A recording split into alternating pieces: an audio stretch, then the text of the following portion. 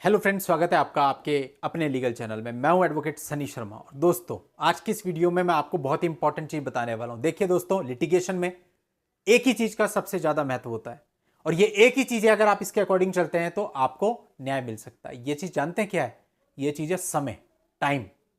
दोनों ही तरीके से आपको सही समय पे सही स्टेप लेना जरूरी है। और कोई भी स्टेप गलत समय पे अगर आप लेते हैं तो वो स्टेप सही होते हुए भी उसके परिणाम गलत हो जाएंगे। दैट्स वाई आपके लिए टाइमिंग बहुत इंपॉर्टेंट है। जैसे क्रिकेट होती है ना, क्रिकेट में बैट्समैन होता है, जब बॉल आती है अगर वो टाइमिंग के हिसाब से शॉट लगाता है, उसकी टाइमिंग सही होती है तो छक्का भी जाता है, बहुत कुछ होता है। लेकिन टाइमिंग गड़बड़ हो गई तो किल्ली उड़ जाती है। ऐसे ही ये भी है। यहां पे अगर आप तरीके से नहीं चलेंगे, टाइमिंग का ध्यान नहीं रखेंगे, जल्दबाजी कर देंगे या बहुत ज़्यादा लेट कर देंगे तो चीज़ें स्पॉइल हो जाएंगी। तो आपको इन चीज़ों को ध्यान में रखना है। अभी दोस्तों, एक मेरे क्लाइंट हैं जो कि मुंबई में रहते हैं, और अभी कल संडे में यानी 18 तारीख को वो मुंबई से मिलने के लिए मेरे पास देहरादून आए। तो मेरे को भी लगा कि यार इतने दूर से आदमी ट्रैवल करके आ रहा है, लेकिन रीजन पता है क्या था? टाइम। क्योंकि चीज़ें जब शुरू होती हैं तो उसमें हम जो भी एक्शन लेते हैं उसको टाइमली लेना जरूरी होता है, और उस टाइमिंग पर एक्शन लेने के लिए आपको थोड़ा स्ट्रगल भी करना पड़ता है। क्योंकि सीधी बात है, समय गुजर गया फिर कुछ नहीं होता।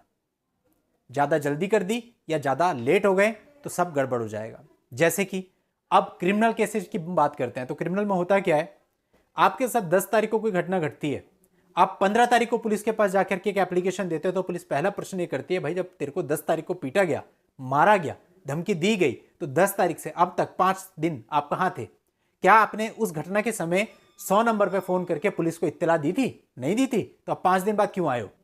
तो ये चीजें काफी हद तक मायने रखती हैं।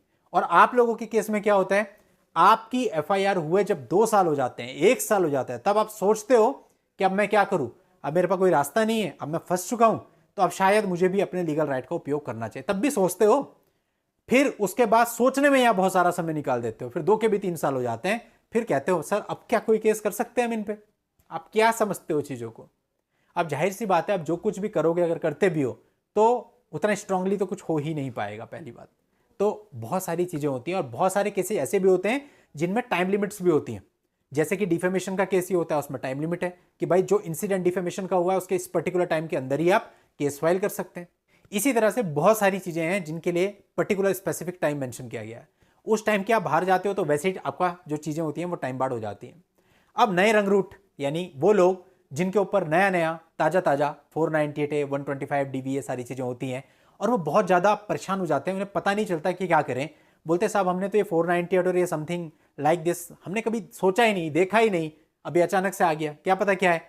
और जब अचानक से आपके सामने आ गया तो अब आपको जिसने जो कह दिया वही सत्य है। आपको क्या पता क्या चीज सच है क्या चीज गलत है, क्योंकि आदमी घबराया हुआ रहता है। उस घबराहट में वो क्या करता है, जिससे भी मिलता है, जो भी कोई कहता है, कोई रिलेटिव कह दे, दोस्त कह दे, कोई और कह दे, वो मानने को मजबूर होता है। उसे लगता है यार वास्तव में ऐसा ही होगा। बहुत सारे लोग मैंने ऐसे देखे 498 के एफआईआर दर्ज होने पर अपने घर छोड़ के भाग जाते हैं, अपने परिवार को रेंट पे रखते हैं कि भाई हमारी गिरफ्तारी हो जाएगी। अब जो पुराने रंग रूट है, यानी कि ऐसे लोग जो बहुत सालों से इन मुकदमों में फंसे हुए हैं और मेरे चैनल पर निरंतर कमेंट करते हैं, वो जानते हैं कि 498 की सच्चाई क्या होती है। यहां पर डर ज्यादा चलता है और बाकी चीजें कम होती है। तो हर तरफ से जब आपको डर मिलता है, उस डर के तहत आप अपनी पॉकेट भी ढीली कर देते हो। कई बार सुनने में आता है कि साहब हमने तो इतने पैसे खर्च कर दिए लेकिन फिर भी कुछ नहीं हुआ। कहां पैसे खर्च करें? सारे पैसे अनऑफिशियली खर्च कर दिए, जिसका कोई लेना देना नहीं था, कोई लिंक नहीं था। इवन मेरे एक क्लाइंट है, उन्होंने अभी उनकी एफआईआर दर्ज हुई, उस एफआईआर में कोई प्रोसेस नहीं हुई, उससे पहले उन्होंने कई सारे पैसे किसी को दे दिए कि भाई ऐसा है, पैसे दे दो, हम तुम्हारी गिरफ्तारी बचा लेंगे। अब क्या गिरफ्तारी बचा लेंगे? गिरफ्तारी तो वैसे भी नहीं होनी थी, साल भर हो गया एफआईआर को, अब तक आईओ को इंटरेस्ट ही नहीं ले रहा है, कोई फोन ही नहीं कर रहा है। तो कहने का मतलब कुल यह है कि कुछ भी ऐसा नहीं है, आराम से चीजें डील हो सकती हैं। लेकिन यदि आप पैनिक सिचुएशन क्रिएट कर देते हो तब दिक्कत होती है। एफआईआर हो गई, ठंड रखो, बैठो, पहले थोड़ी देर सांस लो, उसके बाद पानी पियो, उसके बाद आराम से उस एफआईआर को एनालाइज करो, पढ़ो, उसकी डेट, टाइम, आईओ का नाम, सारी चीजें देखो, फिर सोचो विचारो कि अब आपको क्या करना है, किस लॉयर से मिलना है, क्या बात करनी है, क्या एक्शन लेना है। होता क्या है, इसका जस्ट अपोजिट। एफआईआर होती है, दे धमाका, एकदम से आप फोन करते हैं किसी को, भाई साहब एफआईआर हो गई, ऐसा हो गया, ऐसा हो गया, ऐसा हो गया, अब मैं क्या करूं।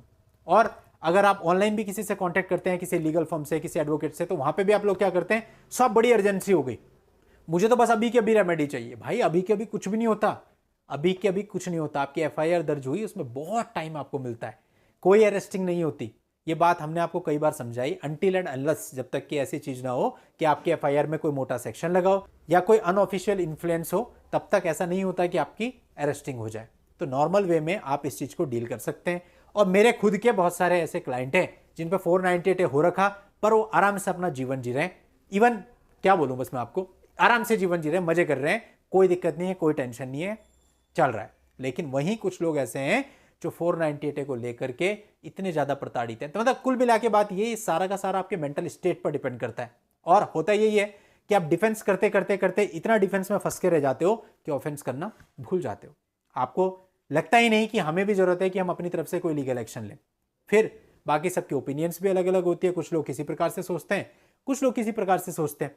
कुछ लोग सोचते हैं हमारा सेटलमेंट हो जाएगा, इस वजह से अपनी तरफ से एक्शन नहीं लेते। कुछ लोग सोचते हैं वो घर वापस आ जाएगी, इसलिए एक्शन नहीं लेते। कुछ लोग किसी और वजह से।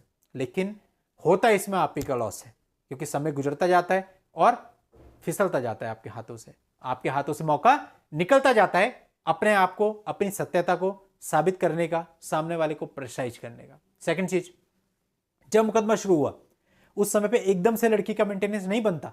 लड़की मेंटेनेंस का केस डालेगी, उसको एग्जीक्यूट होकर उस स्टेज पे पहुंचने पे जहां पर मेंटेनेंस का ऑर्डर होता है काफी समय लगता है।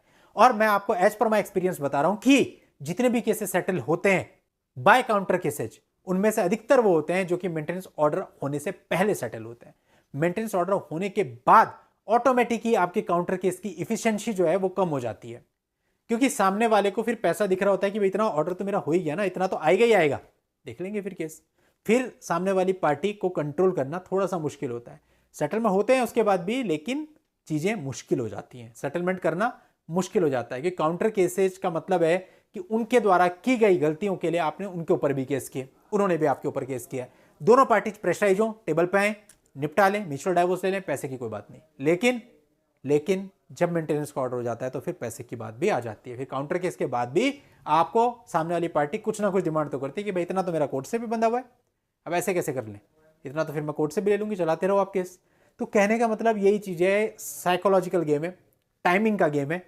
टाइमिंग बिठाओ, रिलीफ मिलेगा। जिसकी टाइमिंग गलत है उसको रिलीफ लेना मुश्किल होगा। मैं ये नहीं कहता हूं कि मिलेगा नहीं, हो सकता है मिल जाए, लक भी कोई चीज होती है, लेकिन मुश्किल होगा। तो दोस्तों, कोशिश करी मैंने आपको यहां पे कुछ ऐसे तथ्य बताने की जो कि प्रैक्टिकल लाइफ में चलते हैं, यूज होते हैं, और जिससे आपको हानि और लाभ हो सकता है। क्या करना चाहिए, क्या नहीं करना चाहिए, ये सारी चीजें बहुत इंपॉर्टेंट है और आपको इन चीजों को ध्यान में रखते हुए ही आगे बढ़ना है, तभी आपको रिलीफ मिलेगा। 200 पेज की पिटीशन बनाने से कुछ नहीं होता। काम करना है तो 2 पैराग्राफ भी काम कर देंगे, और नहीं करना तो आप इतनी मोटी गट्ठी बना लो, कोई फायदा नहीं, कुछ नहीं होने वाला। चलिए दोस्तों, आज की इस वीडियो में इतना ही। नेक्स्ट वीडियो में नई लीगल जानकारी के साथ मैं आपसे फिर मिलता हूं। तब तक के लिए good bye and thank you for watching. Take care.